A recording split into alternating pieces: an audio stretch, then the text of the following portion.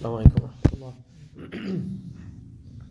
Bismillah, alhamdulillah, wa salatu wassalamu ala rasulillah wa ala alihi wa sahbihi wa man wala. So alhamdulillah, this is the 93rd session of Seerah Khatam al-Nabiyyin sallallahu alayhi wa sallam.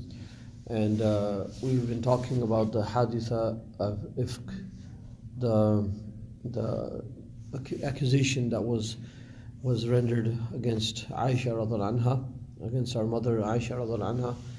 And just a quick review inshallah before we go on to the new part inshallah.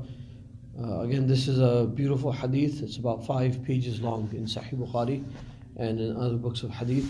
And there's full of wisdom and whatnot. And inshallah, maybe sometime I want to go over this hadith again in detail, step by step with the hadith inshallah. But basically, we were talking about the battle of Banu Mustaliq, or Muraisi. Also another name of that battle was Muraisi. And the Prophet ﷺ, on his way back to Medina Munawwara, we talked about how the Surah Munafiqun was revealed, exposing the lies and the two-face of Abdullah ibn Ubay and his followers. And in the same time, while they're traveling at one of the stops, we talked about how Aisha radhiallahu anha went out to use the bathroom, and when she returned, the caravan had moved forward, the army had moved forward without realizing that she was not in the Hawdaj.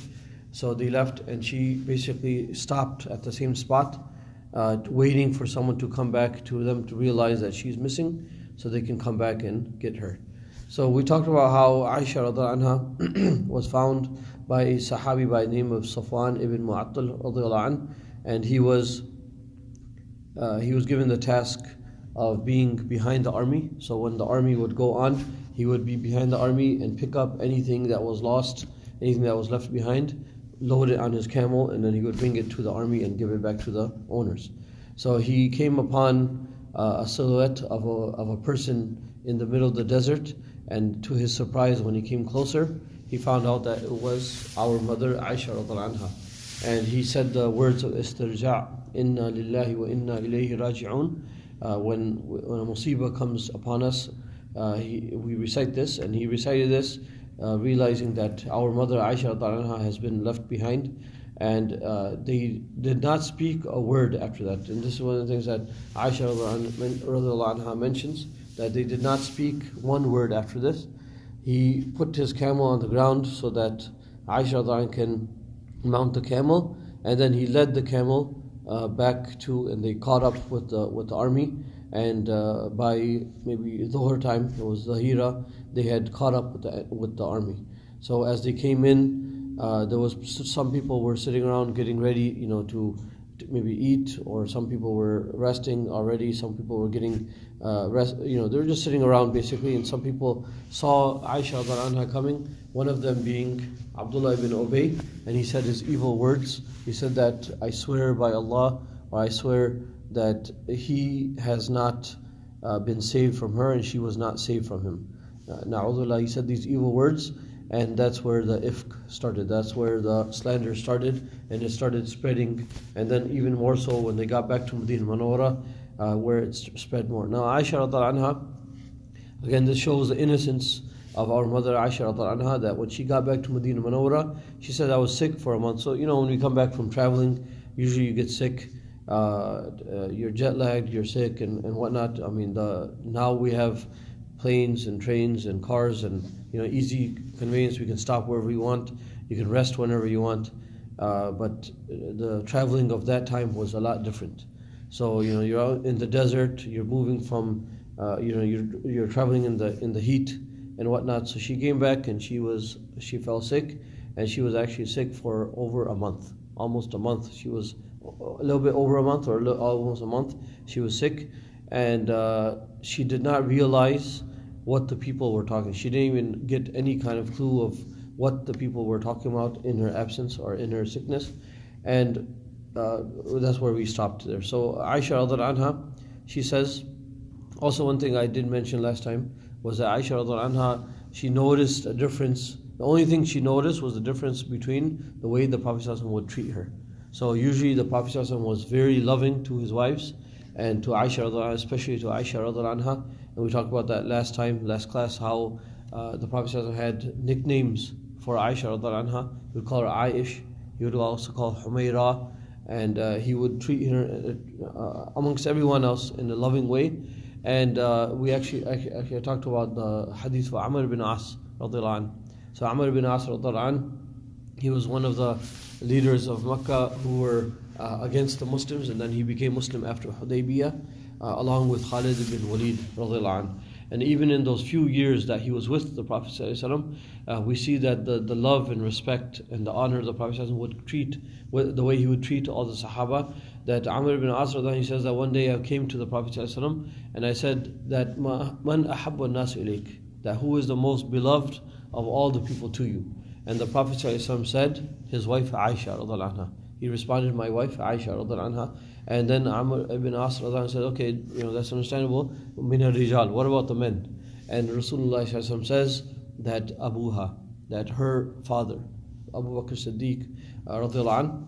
So he says this, and then he says, okay, then who? Thumma man, thinking that his name was going to be on the top three, or one of the top, because of the way the Prophet ﷺ would treat him, the way he would treat everyone. So he kept on asking, and then he said, I gave up because my name was not mentioned, and he was embarrassed that my name is not going to come up. So we see from that hadith, for example, and others, the way the Prophet ﷺ would deal with everyone around him would fall in love with the Prophet ﷺ. The way his akhlaq was, the way his character was, the way he would treat people, everyone around him would be in love with the Prophet ﷺ, in love with his character, and they would think that they're getting the best of treatment, that they're also beloved or the most beloved to the Prophet ﷺ. So Aisha radiallahu anha, again, obviously being the most beloved of all people of mankind to Rasulullah ﷺ, and being his wife, the Prophet ﷺ loved her a lot. And there's many things I mentioned, like for example the racing, where the Prophet ﷺ raced her, where the Prophet ﷺ would take the cup or take a bowl where she had eaten from or drinking from, and he would put his mouth on that same spot and drink from that. Also the food, the bone, the meat with the bone with the meat on it, wherever she would chew from. When she would hand it over to the Prophet ﷺ, he would take it and he would bite the same spot where she had bitten from, and again showing his love for his wife. So this is there's nothing, again, this is not against the manliness of Muslims or against Islam to show love and appreciation to your wives, and we should learn this from our beloved Prophet ﷺ. Excuse me. So the thing is, the Aisha radiallahu anha, she said that while I was sick, the only thing, so she was unaware of the accusations that was being leveled against her, but she said, I did notice a difference in the attitude of the Prophet ﷺ. That when the Prophet ﷺ, normally he would be very loving with her, and she says that now when he would come in, it would put me in, and she was too sick to even ask him, or she didn't want to get into that, so she was like really sick, and so she says that I would notice that when the Prophet ﷺ came in, the kindness and the love that he would give me was not there. So the Prophet ﷺ would come into the room or come into the house, and he would say, Assalamu alaikum wa rahmatullahi wa barakatuh, and then he would say, Kayfa tikum? How is that girl? So he wasn't even like speaking directly to Aisha radiallahu anha. He's basically saying, how is it? So it's like a you could say distance, like a third party, you could say, asking, or even a way of distance that he's asking her, but he's not really asking her how she's doing. So she said, I did notice this.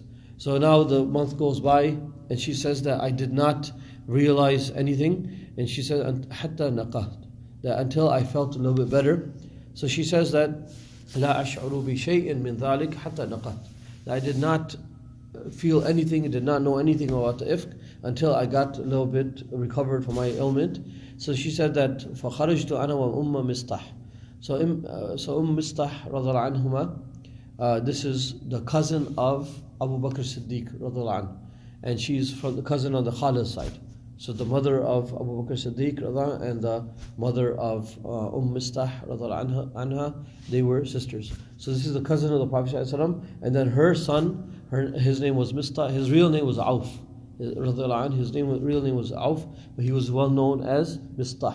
So Mistah radiallahu anhu was the son. And what happened was when the Munafiqeen started talking about the ifk and they started spreading, few of the Muslims got caught up in this, and they actually started to spread it also without any kind of proof. And they spread it, and we'll talk about the punishment that they received after, inshallah. So Mistah radiallahu anhu was one of them. Hassan ibn Thabit radiallahu anhu was one of them. Hamna bint Jahsh radiallahu anha, the sister-in-law of the Prophet ﷺ, was also one of them. And we'll talk about that punishment that they received after, inshallah. So Mistah radiallahu anhu, his mother goes out with Aisha radiallahu anha. Again, there's Quraba, there's some type of, they're distant relatives, and the cousin of the father of Aisha radiallahu anha, and they go out to use the bathroom together. Now, Aisha radiallahu anha mentions in the hadith, she says that we would go way out into the field, or way away from the city, the city, you could say, or the town of Medina Munawwara, and they would go out to a clear area where they would, so it would be parda, and also it would be at night. So the women, they had a habit of going at night, and she mentions that la nakhruju illa laylan ila layl. So this is also significant that Aisha radiallahu anha says we would go every other night. So not even every day, and this shows again that how little food that they would eat. And we mentioned this before when Aisha radiallahu anha, she's giving excuse to the people who lifted the hudaj. She said that we would barely eat anything, so we were very light. The women would be very light, and they didn't notice that I was in the carriage or not, the hudaj or not, and they picked it up and they put it on and without even really realizing. So again, she says that we would go every other night. So using the bathroom, and I'm talking about obviously number one, you have to go if every few hours you're drinking water and whatnot. But they would use the bathroom every other night and go out to the mubarraz, to the clear area, the open area, to use the bathroom. Now she says that when we went out, as we were walking, فَأَقْبَلْتُ أَنَا وَأُمُّ مِصْطَحْ بِنْتْ أَبِي رُحْمٍ namshi. So as we were walking, she says, فَأَثَرَتْ فِي مِرْطِهَا. So the abaya, you could say, or the burqa that Mistah radiallahu anha was wearing, because of the length, and again it's night, and they're walking, and they're out walking in the desert area. So she slipped, or she accidentally maybe stepped on her abaya or something, and she slipped a little bit. As she slipped, فَقَالَتْ تَعِسَ مِصْطَحْ, that may my son be destroyed. Mistah, her own son, may he be destroyed, may he be ruined. And this is heavy words. You're basically doing badwa against your own son. So Aisha radiallahu anha, she said, I was surprised when she said this. فَقُلْتُ لَهَا, so I said to her, بِئْسَ مَا قُلْتُ, like how evil is what you said, like what are you saying? You're doing a badwa, or you're cursing your own son. أَتُسَبِّينَ رَجُلٌ شَهِدَ بَدْرًا, that you're swearing, or you're basically doing badwa against a man from the people of Badr, the ones who were from Ahlul Badr. And Ahlul Badr, the people of Badr, these are people who fought in the battle of Badr, and we know that their level, or their place in the eyes of Allah subhanahu wa ta'ala is high above from the other Sahaba. So for example, we talked about the hadith of Jibreel alayhi salam. Jibreel alayhi salam, and he came, asked the Prophet alayhi salam, that what do you say, مَا تَعْدُونَ مَنْ شَهِدَ بَدْرًا مِنْ فِيكُمْ, that the people from amongst you who were in the battle of Badr, what is your opinion about them? What do you say about them? And Rasulullah sallallahu alaihi wasallam said that they are the khiyaruna, they are the best amongst us.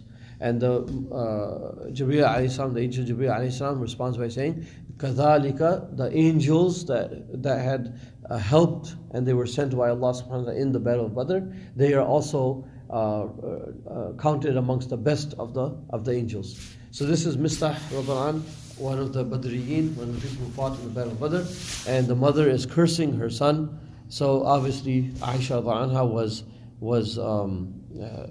was surprised to hear this, and she's unaware of what's going on. So the mother, she says that ya hanta, she says that you there, basically she's calling her, she says that you don't know what's going on, You don't know what my son and all the other people, the munafiqin and these people, what they're talking about?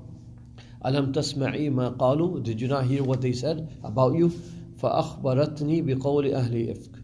So she told me then that what they had been accusing her of and what they had been spreading. And one thing the ulama mentioned about this is that it's always mentioned as Ahlul Ifk. It's always talk about the slander or the haditha of Ifk, the accusation or the event of the Ifk, for example, of the slander. And it's not ever mentioned in the hadith. Aisha radiallahu anha never mentions what the Ifk was, what she was accused of. And this shows again her innocence and the haya and the modesty that the women would have at that time. So she does not once mention even what they accused her of.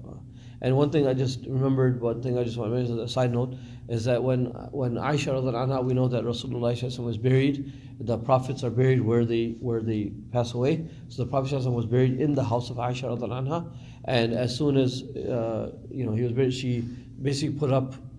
She had 2 rooms. They had a living room and then the bedroom. So she would be there. She would come in and she would be in the house and whatnot. And then her father passed away, Abu Bakr Siddiq radiallahu anhu. He was buried next to Rasulullah sallallahu alaihi wasallam. Now when Umar bin Khattab radiallahu anhu passed away, he actually before he passed away, he sent Abdullah bin Umar to go and seek permission from Aisha radiallahu anha. He said, go and ask her that I would love to be buried with my companions. I want to be buried with Rasulullah sallallahu and Abu Bakr Siddiq radiallahu anhu. And we hear this in the hadith. Rasulullah sallallahu wa Abu Bakr wa Umar. In many of the hadith, these 3 Sahaba were always together. So Umar radiallahu anhu says, I want to be buried with my companions. Aisha radiallahu anha says, okay, that's fine. I was reserving this place for myself, but that's fine. I will give it to Amir al-Mu'minin. I'll give it to Umar bin Khattab radiallahu anhu. Then when Umar radiallahu anhu was just about to pass away, he says to his son, take my mayyit, take my body, and put it at the door of Aisha radiallahu anha and seek her permission again. Because I don't want that she said it out of embarrassment or whatnot. So after I pass away, ask her again. If she allows me, take me inside. If she doesn't, take me to Baqi and bury me in Baqi. So they did that, and Aisha radiallahu anha opened her door, allowed them to bring the body of Umar bin Khattab radiallahu anhu in, and they buried her. Now, when Umar radiallahu anhu was buried, she did not move out. Obviously, she was still in that same house, but they did put up a parda. She put up a parda in her house, even though Umar radiallahu anhu is 6 feet below. He's mayyit, he's dead. I mean, in our eyes, or he's from this dunya, he's in the barzakh, he's alive in the barzakh, the shuhada are alive. But Umar radiallahu anhu being buried in her house, in her room, he put a parda in the house. That shows the level of haya that the women had at that time, and our mother Aisha radiallahu anha has. So going back, so Mistah radiallahu anha, she says, did you not hear what they said about you? And she told them the rumors that they were being spread. And Aisha radiallahu anha, she says that after that, فَازْدَدْتُ مَرَضًا عَلَى مَرَضِي, that my sickness even grew worse. Even so, she was feeling better now. She said, after I heard these words, I got even worse. And in one of the riwayat, she got so bad, she even forgot that she had to use the bathroom. She went back, she said, let's go back. And they went straight back to the house. And she was worried, like, what's going on? Like, people are talking about me in this way. And she went back, and as soon as she got home, she says that the Prophet ﷺ came into the house, and she immediately asked, it's like he said his usual words, Assalamu alaikum wa rahmatullah, and then he said, Kayfa tikum, and then she said, I sought permission to go to my parents' house. Let me go to my parents' house. And she said that I wanted to go find out what the people were talking about, and who better to talk to than her own mother. So she went back to her. The Prophet allowed her to go to her parents' house. And she went back to her parents' house, and she says that I spoke with my mother. She said that I spoke to my mother. فَقُلْتُ لِأُمِّي, I said to my mother, مَا يَتَحَدَّثُ بِهِ النَّاسِ, what are the people saying about me? And the mother, again, this is a month that goes by. The mother knew what's going on, and they saw that the daughter is sick, so they didn't want to, hurt her more or make her even more sick. So they never discussed it before this day. So Aisha radiallahu anha herself is asking her mother that what do the people say about me? فَقَالَتْ يَا بُنَيَّ, oh my daughter, هَوِّنِي عَلَى نَفْسِكَ, So basically, هوي على نفسك عشان, like, take it easy on yourself. First of all, take it easy on yourself. Don't worry about what the people are saying. فوالله, I swear by Allah subhanahu wa ta'ala, لقلما كانت امرأة قط وديئة عند رجل يحبها ولها ضرائر. That there's a woman who is very beautiful and she's beloved by her husband, that she has other co-wives, basically, that إلا أكثرنا عليها, except that the people become jealous and the people talk about this and they say things. So basically she's saying that you're a beautiful woman, you're a young woman, and you have the best of husbands, Rasulullah. So obviously other people, okay, not just the co-wives, but what they're speaking here about is other people in general will be jealous of you, and they will say things. People will make up things, and people will be jealous. So she says, فَقُلْتُ Subhanallah, glory be to Allah subhanahu wa ta'ala, that are they actually saying this kind of stuff about me? They're making this accusation against me. وَلَقَدْ يَتَحَدَّثُ النَّاسُ بِهَذَا, they're saying this evil thing about me. Again, just showing her innocence, that she could not even believe that someone could accuse her of something like this. فقالت فبت تلك الليلة حتى أصبحت لا يرقأ لي دمع ولا أقتحل بنوم. So she says that after speaking to her mother, she said, she stayed at the house of her parents, and she said that I spent the whole night, my tears did not stop, and I was not able to sleep 1 second. The entire night she continued crying, and because of the accusation that she had found out, the people were talking about her. So we'll stop there, inshallah ta'ala. But again, this shows that when people accuse, it hurts very much.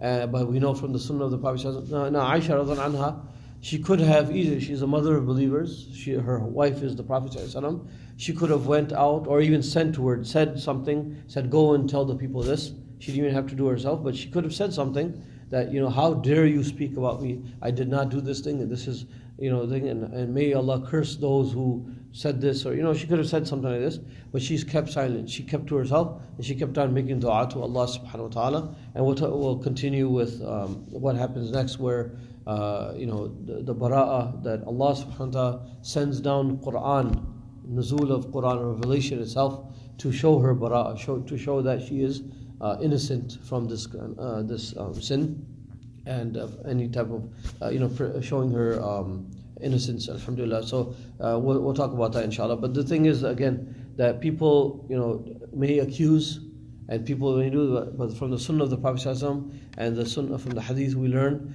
that be the accused and never the accuser. So never accuse others. It's haram, it's buhtan, and it can land someone in hellfire by doing this. But if someone accuses you of something, one thing that we can always lay back on, rely on, is that we know that if we are being falsely accused, or people are doing riba, then we are racking up the good deeds. We're actually taking the good deeds and we are leaving the bad deeds with those people. And on the Day of Judgment, in the famous hadith, the Prophet ﷺ said that who is the bankrupt person? And the Sahaba said the one who is poor, the one who has nothing to eat, or no roof over their head. The Prophet ﷺ said, no, the poor person is the one who comes on the Day of Judgment with mountains of deeds on the Day of Judgment, and thinking that, okay, alhamdulillah, I'm safe, I'm going to go to Jannah, I have a lot of deeds, I'm going to earn the mercy of Allah subhanahu wa ta'ala. But because he accused this person, and he hit that person, he cheated this person, lied against this person, did ghiba against this person or that person, these people will be lined up one by one. They will come and start taking from that mountain until that entire mountain is gone, and then eventually the line will be left, and they will complain to Allah subhanahu wa ta'ala and say, oh Allah, this person's deeds are gone, we have nothing to take. So Allah subhanahu wa ta'ala says, leave your garbage. Now leave your sins on that person's pile and go. So they will start leaving their sins, and this person who had mountains of deeds will now have mountains of sins because of the haram and the mu'amalat that the person was doing against others. So we ask Allah subhanahu wa ta'ala gives tawfiq, inshallah, be of those who do not harm others. And we ask Allah subhanahu wa ta'ala that if we don't ask for this kind of thing, bala, or this kind of test. But if anyone accuses us and makes up a lie against us or talks behind our backs, then give us sabr, inshallah, and give us afiyah, inshallah ta'ala. Subhana rabbika rabbil izzati amma yasifun, wa salamun ala al-mursaleen, walhamdulillahi rabbil alameen.